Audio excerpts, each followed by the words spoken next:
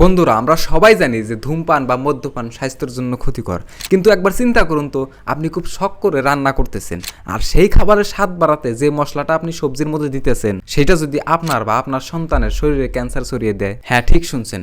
2024 সালের এপ্রিল মাসে হংকং আর সিঙ্গাপুরের মতো দেশগুলো ভারতের নাম করা সব মশলা ব্র্যান্ডের উপর নিষেধাজ্ঞা জারি করেছে, অর্থাৎ ব্যান করে দিয়েছে। তারা বলতেছে আমাদের মশলায় এমন এক বিষ পাওয়া গেছে যা সরাসরি মানুষের শরীরে ক্যান্সার তৈরি করে। আজকের ভিডিওতে আমি সহজভাবে বোঝাবো কেন এই মশলাগুলোকে ব্যান করে দেওয়া হলো, সরকার কেন চুপ, আর সব থেকে বড় কথা, আপনি কিভাবে নিজের পরিবারকে এই বিষ থেকে বাঁচাবেন। ভিডিওটা শেষ পর্যন্ত দেখুন, কারণ আজকের তথ্য আপনার জীবনের সব থেকে গুরুত্বপূর্ণ তথ্য হতে পারে। এখন প্রশ্ন হলো, মশলায় মেশানো হচ্ছেটা কি? সেই বিষটার নাম হলো ইথিলিন অক্সাইড।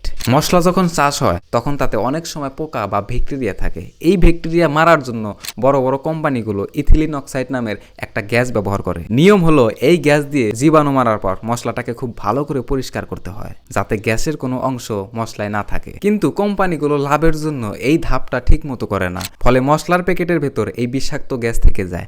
আর এই ইথিলিন অক্সাইড হলো গ্রুপ এ কার্সিনোজেন। সহজ ভাষায় বললে, এটি এমন এক বিষ যা মানুষের শরীরে ক্যান্সার হওয়ার 100% গ্যারান্টি দেয়। বিশেষ করে ব্রেস্ট ক্যান্সার আর রক্তের ক্যান্সারের ঝুঁকি বহুগুণে বাড়িয়ে দেয়। ইউরোপীয় ইউনিয়ন গত কয়েক বছরে ভারতের 500-রও বেশি পণ্য ফেরত পাঠিয়েছে। কেন জানেন? কারণ তাদের কাছে মানুষের জীবনের দাম আছে। আমেরিকাতেও এমডিএইচ এর প্রায় 31% মশলা ফেরত পাঠানো হয়েছে, কারণ সেখানে সালমোনেলা নামের এক ভয়ঙ্কর ব্যাকটেরিয়া পাওয়া গেছে।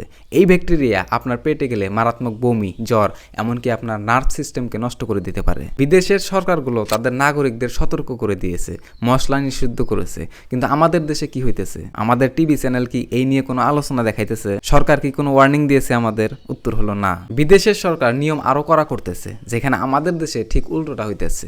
2024 সালের 8 এপ্রিল ভারতের ফুড সেফটি অথরিটি একটি নোটিফিকেশন জারি করেছে। তারা খাবারে কীটনাশকের সহনীয় মাত্রা 10 গুণ বাড়িয়ে দিয়েছে। ভাবুন একবার, আগে যে পরিমাণ বিষ খাবারে থাকা অপরাধ ছিল, এখন তার থেকে 10 গুণ বেশি বিষ থাকলেও সেটাকে নিরাপদ বলা হইতেছে। এটা কি 140 কোটি মানুষের জীবন নিয়ে খেলা হইতেছে না? অনেকে বলতেছে এটা কোনো বড় দুর্নীতির অংশ হতে পারে। কোম্পানিগুলোকে সুবিধা করে দেওয়ার জন্যই কি এই নিয়ম বদলানো হলো? সব থেকে মজার ব্যাপার হলো, FSSAI বলতেছে এই পরীক্ষা করতে তাদের 20 দিন সময় লাগবে, অথচ একজন সাধারণ মানুষ নিজে ল্যাবে পরীক্ষা করে 3 দিনের মধ্যে রিপোর্ট নিয়ে আসছে যে মশলায় বিষ আছে। তাহলে কি আমাদের সিস্টেম জেনে শুনে চোখ বন্ধ করে আছে? এখন অনেকে হয়তো ভাবতেছেন, আমি তো দামি অর্গানিক মশলা খাই, আমার চিন্তা নেই। কিন্তু ভাই, এখানে একটা কথা বলে রাখি, আপনার জন্য একটা খারাপ খবর আছে। আমেরিকা আর ইউরোপ ভারতের অনেক অর্গানিক পণ্যকেও বিপজ্জনক বলে ঘোষণা করে দিয়েছে, কারণ তাতেও ক্ষতিকর কীটনাশক পাওয়া গেছে। আসলে এখানে সমস্যাটা হইলো মূলে। চাষের জমি থেকে শুরু করে স্টোরেজ পর্যন্ত সবখানে কোম্পানিগুলো প্রেসার দেয় যাতে ফলন বেশি হয়, আর তার জন্যই ব্যবহার করা হয় বিষাক্ত কেমিক্যাল। তাহলে বন্ধুরা, উপায় কি? আমরা কি মশলা খাওয়া ছেড়ে দেব?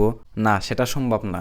তবে কিছু সাবধানতা আমরা অবশ্যই নিতে পারি। নাম্বার 1, প্যাকেটের মশলাগুলো এড়িয়ে চলুন। আস্ত জিরা, ধনে বা লঙ্কা কিনে বাড়িতে এনে রোদে শুকিয়ে বা হালকা ভেজে গুঁড়ো করে নিন। এটা একটু কষ্টের কাজ, কিন্তু আপনার পরিবারের প্রাণের থেকে বড় নয়। নাম্বার 2, আপনার আশেপাশে যদি কোনো কৃষক সরাসরি মশলা বিক্রি করে, তবে তাদের থেকে মশলা নিন এবং সেই মশলা আপনার সবজিতে ব্যবহার করেন। নাম্বার 3, প্যাকেটের পেছনে ইনগ্রিডিয়েন্টস লিস্ট ভালো করে পড়ুন। কোনো সন্দেহজনক কেমিক্যাল দেখলে সেটা ইন্টারনেটে সার্চ করে দেখে নেন, তারপরেই সেই মশলা ব্যবহার করেন। বন্ধুরা, দিন শেষে আপনার শরীর আপনার দায়িত্ব। বড় বড় কোম্পানি বা সিস্টেম হয়তো আপনার স্বাস্থ্যের চেয়ে তাদের লাভের কথা বেশি ভাববে, তাই আমাদের নিজেদেরই সতর্ক হতে হবে। ভিডিওটি সবার সাথে শেয়ার করুন, বিশেষ করে বাড়ির মা বোনদের সাথে শেয়ার করুন যারা রান্নাঘরের দায়িত্ব সামলায়। সুস্থ থাকুন, সচেতন থাকুন। দেখা হচ্ছে পরের ভিডিওতে। ধন্যবাদ।